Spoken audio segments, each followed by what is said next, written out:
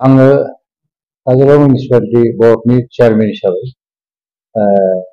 दासान्दि मैया दाखालिनिफ्राय आंनि एगेन्स्टै मोनसे गाज्रि रोखोमै खौरां माने इलेक्ट्रनिक मिडिया बा प्रिन्ट मिडियाफ्राव ओंखारदों जे आंखौ सोरबा हिन्जावजों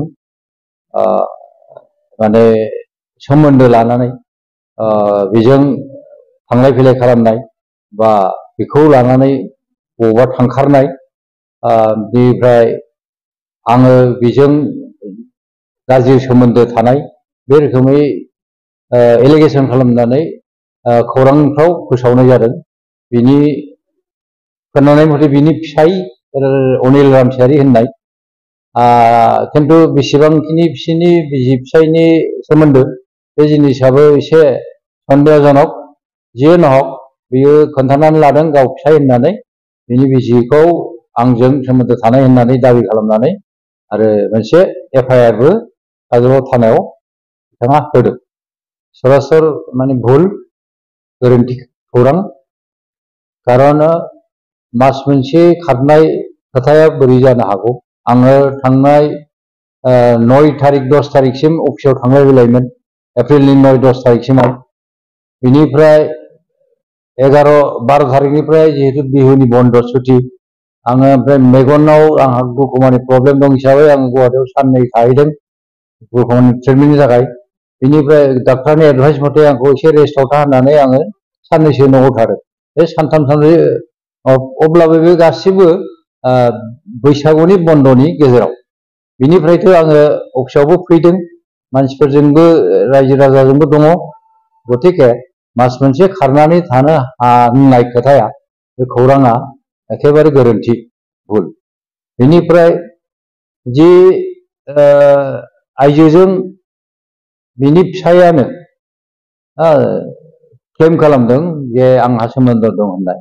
बेयो बे थानायाव जिहेतु बिनि एगेन्स्टै बा आंनि एगेन्स्टै एफआइआर होदों आरो एफआइआरनि आगोल मिडियायाव प्रसार खालामदों जे बोले बे रोखोम खौरांखौ। गतिके आइजोआ बे एफआइआरनि एगेन्स्टआव बियो स्टेटमेन्ट होदों जे बेखौ नंखायथार होननानै आरो गावखौ बेबायदि नंखाय अपप्रचार खालामनायखौ बे गोख्रोङै सोंखारिदों। जोबोद दुखु मोनदों। बिनिफ्राय जि खौराङा जि प्रिन्ट मिडियाया बा इलेक्ट्रनिक मिडिया बेखौ फोसावदों बे फोसावनायखौ मोननैसोखौ बियो संनानै बेखौ एसे गाज्रि नांलायनाय जादों बुंहरनाय जादों। ओमफ्राय बे बुंहरनाय बे नांलायनायखौबो खिन्थु बे मिडियाया आरो धमकी होदों होननानैसो प्रसार खालामबावदों। ओमफ्राय बेवहाय बुंनांगौ खोथाया बेखौ जे आंजों सोमोन्दो दं होननानै फोसावनाय बिनि गेजेराव मोनसे जोंनि इउपिपिएल आरो बिपिएफनि मोनसे जे राजनितिक जोंनि माबा आरोखि सुथुर बा राजनितिक बेरेखा बिनि मोनसे मोजां गोथौ षड्यन्त्र दङ। बिनि जार फलाव बिनि फिसाय होननाय मानसिया बेखौ बिपिएफ अफिसनि मोखाङावनो बे गावनि मिडियानि बाइटखौ होदों। बे बिपिएफ अफिसानो बेखौ लिक खालामनानै बेखौ बाइट होहोदों। बिनिफ्राय बिपिएफ अफिसा बिपिएफनि माखासे दैदेनगिरिफ्रा बे हिन्जावखौ जुलुम खालामनानै आंनि एगेन्स्टै जाहाथे स्टेटमेन्ट होयो बिनि थाखाय नारसिनगासिनो दंबावो। दाबो जों रायज्लायनो नागिरबा जोंनि मानसिया सोरबा मोजां गोनां खौरांगिरिफ्रा रायज्लायनो नागिरबाबो बेखौ हगारा, बेखौ दोनखोमानानै दङ।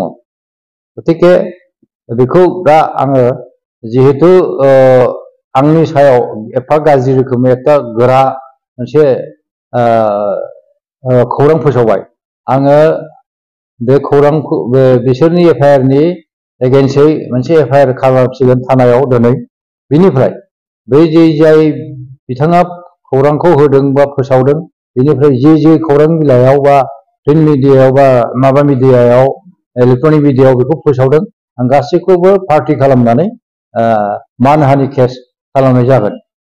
बेखिनिखौ आङो थिरांथा लाबाय आरो बेवहाय जोंनि इउपिपिएल पार्टिनि दोलोनिफ्रायबो जोंनि गोजौनि दैदेनगिरिफ्रा आंखौ बे रोखोमै आंखौ बिथोन होगासिनो दङ आरो जोङो बे जिनिसखौ पार्टिनि बा जोंनि हान्जानि होननानैनो फाइट खालामनायनि जोंहा मोनसे थिरांथा लानानै दङ।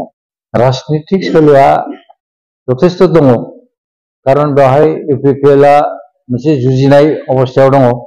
बेनिफ्राय आङो जेनेबा इउपिपिएलनि सोद्रोमा हिसाबै बेयाव चेयारमेन, गतिके साफा साफा बा मोनफा मोनफा माबाखौ बिदि मावथिखौ जेरै हागौ एरै बेखौ बदनाम खालामनानै बा बोरैबा फेजेननानै बा गाज्रि रोखोमै डाउन खालामनानै दोननायनि मोनसे षड़यन्त्र दं।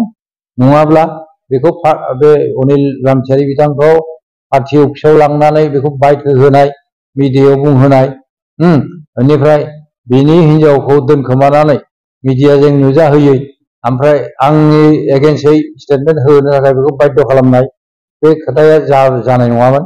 बे माबाया आइजोआ निस्सय मिडियाजों बा अबा सोरजोंबा रायलायसिगौमोन।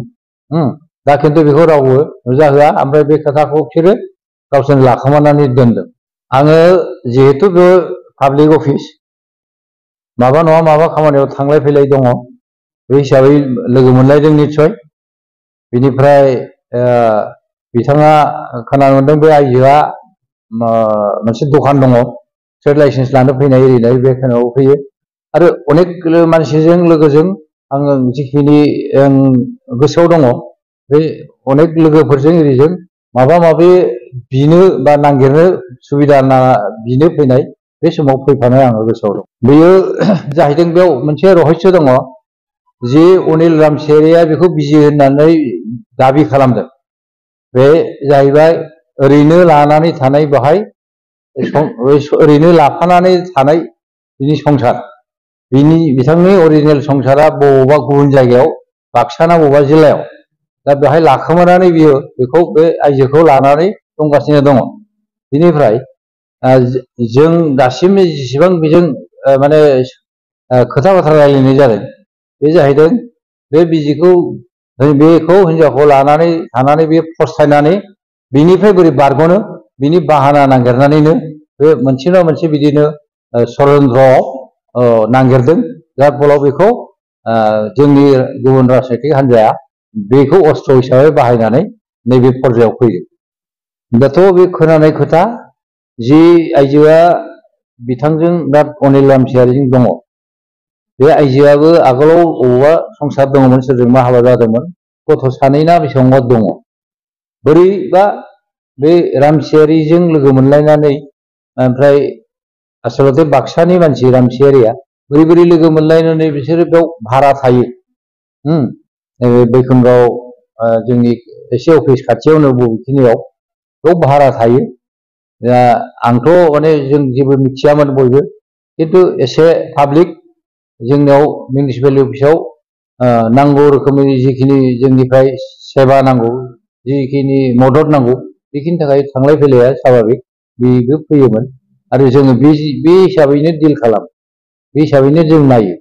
खिन्थु दा जेनेबा घटनाया जानानैसो जोङो गासैबो तदन्त खालामनानै मोनथिनो मोनदों, बिथांमोननि जिखिनि संसार बा ज' दङ, बेबो मोनसे माने मा होनो बेखौ, मोनसे गुलाय गुजाय आरो मोनसे असामाजिक मोनसे माबा आरोखि बेयो आखल। अनिल बिथांखौ जों दा मिथिनाय मथे बिथाङा सिआरपिनि फौजि होननानै जों मिथिगौ, बिदि होननानै नुदों मिडियायाव।